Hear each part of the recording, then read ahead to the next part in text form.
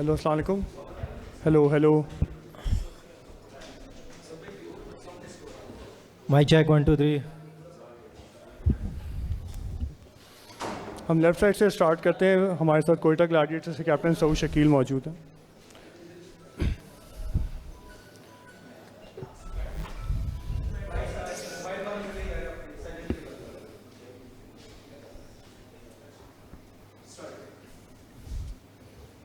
Left side से कोई नहीं है, यहाँ से। सऊद भाई, क्या कहेंगे कि जहाँ पे रायली रूसो 5 बॉलों पे 21 स्कोर कर चुके थे उबैद शाह के ओवर में, वही टर्निंग पॉइंट साबित हुआ जब वो आउट हुए? हाँ, मुझे ऐसा लगता है कि उस टाइम तक हमारे बहुत ज़्यादा मैच गिरफ्त में आ चुका था। लेकिन ठीक है, वो भी अपनी जगह कुछ प्लान कर रहा होगा। जब मेरी उससे बात हुई तो उसने कहा कि उसको उसको पता था कि आखिर में शाहीन और हारिस ने आना है और बॉल ने रिवर्स होना है। तो उसने कहा कि मैं उनको मैक्सिमम उस पर चार्ज पे जाता हूँ, जिसमें वो फिर अपनी विकेट खो गया। लेकिन मैं समझता हूँ कि उस टाइम तक हमारे हाथ में बहुत मैच था। सऊद, ये बताइएगा प्लीज़। सैयद ज़फ़र अब्बास बात कर रहा हूँ। अब फ्यूचर प्लानिंग में क्या है कि अब क्या कंडीशन चल रही है, और PSL में आपकी जो इस वक्त कंडीशन है वो डैगलिंग है, तो लगता क्या है कि नेक्स्ट मैच में क्या होगा और इसके बाद? थोड़ा सा ऐसा ही है कि हमें दूसरों के मैचेस पर रिलाई करना पड़ेगा और जो ज़्यादा अच्छा नहीं सोचना पड़ेगा उनके लिए, और अपना आखिरी मैच हमें विन करना पड़ेगा। और अगर आपके पास थोड़ी सी भी अपॉर्चुनिटी है तो आप ज़रूर एज टीम उसके बारे में सोचेंगे और थोड़ी सी बदुआ करेंगे दूसरी टीमों के लिए।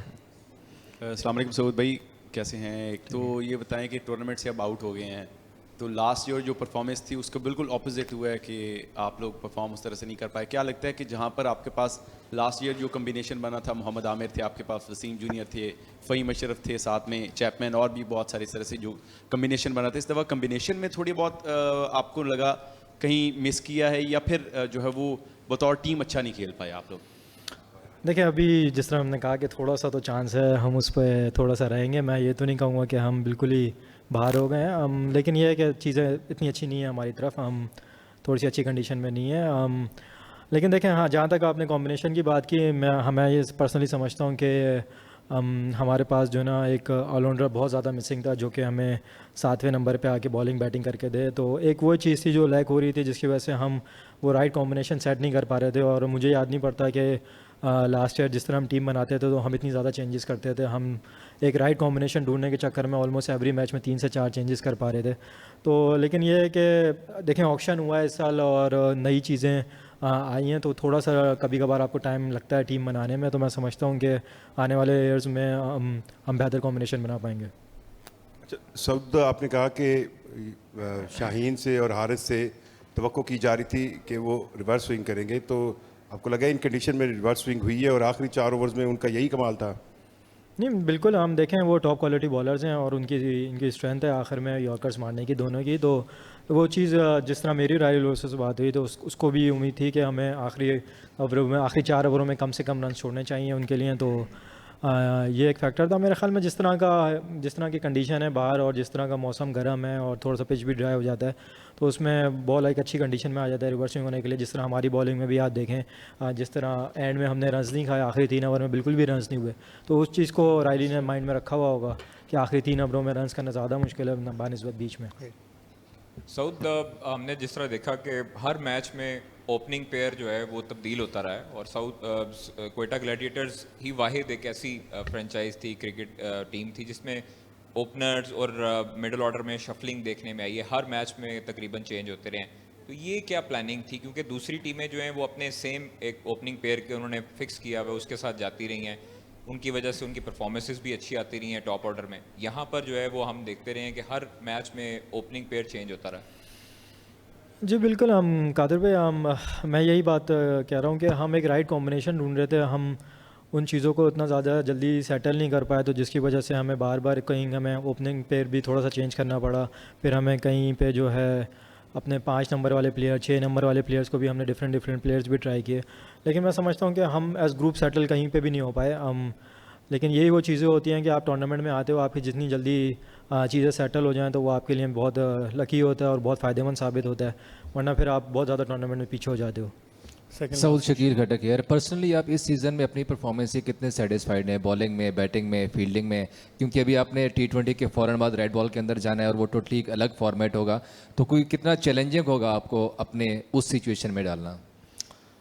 हम देखें, हम ज़्यादा सेटिस्फाई तो नहीं हूँ ऑनेस्टली बताऊँ तो। हम उस तरीके की परफॉर्मेंस नहीं है जिस तरह की मैं तैयारी करके आया था और जिस तरह का मेरा स्टार्ट हुआ था शुरू के 5 मैचों में। मैं समझता हूँ मैं थोड़ा सा मेरे 2-3 जो मैं रन आउट हुआ 2 मैचों में, तो उसकी वजह से मैं थोड़ा सा अपना एक मोमेंटम खो गया, जिसकी वजह से मेरी आखिर की मैचों में परफॉर्मेंस वैसी नहीं आई। लेकिन देखें, चैलेंजिंग तो होता है। हमने जाके अपने फ़ौरन अभी टेस्ट क्रिकेट खेलनी है, तो अब यही इस पे डिसाइड करता है कि हम कहाँ कितने एंड तक जाते हैं मैचेस में। तो फिर उसके बाद अब रेड बॉल का कैंप होगा तो उसमें फिर उसकी तैयारी करेंगे। Last question please. अस्सलाम वालेकुम सऊद, मोहम्मद एजाज़ फ्रॉम पाक पैशन। सऊद, उस्मान और अबरार के बारे में थोड़ा सा बताएं कि पिछले साल के मुकाबले में अगर हम देखें तो Abrar second highest wicket taker थे, आप लोगों को फाइनल तक लेके गए। इस साल दोनों की परफॉर्मेंस जो है उतनी अच्छी नहीं है। दोनों की तकरीबन 9 मैचेस में 9 विकेटें हैं और जो बॉलिंग एवरेज है वो पिछले साल के मुकाबले में बहुत ज़्यादा ऊपर चली गई है। अबरार तकरीबन 29 की एवरेज पे बॉलिंग कर रहे हैं और उस्मान तारिक 27। तो मुझे ये बताएं कि जो टीम्स हैं, क्या उन्होंने वर्कआउट कर लिया है इन दोनों आपके मिस्ट्री स्पिनर्स को, या फिर आप समझते कि कोई और वजह है? देखिए, मैं अबरार के बारे में तो यहाँ थोड़ा सा मैं उसको, क्योंकि हमने अबरार से हर टाइम पे ना मुश्किल टाइम पे बॉलिंग कराई। आप पूरा टूर्नामेंट उठा के देखेंगे, पावर प्ले में कोई भी स्पिनर आके ऐसे 2 ओवर नहीं करता। अबरार ने हमें सारे मैचों में पावर प्ले में बॉलिंग करके दिए, फिर हमें बीच में भी एंड में भी आके बॉलिंग करके दिए। तो मैं समझता हूँ कि अबरार को और टीमों ने उतनी ज़्यादा थोड़ी सी रिस्पेक्ट भी दी है। वो अबरार के खिलाफ उतने ज़्यादा ज़्यादा चांसेस नहीं लेते, जिसकी वजह से अबरार का वो जो विकेट वाला कॉलम है वो इतना फिलअप नहीं है। Same goes with Usman.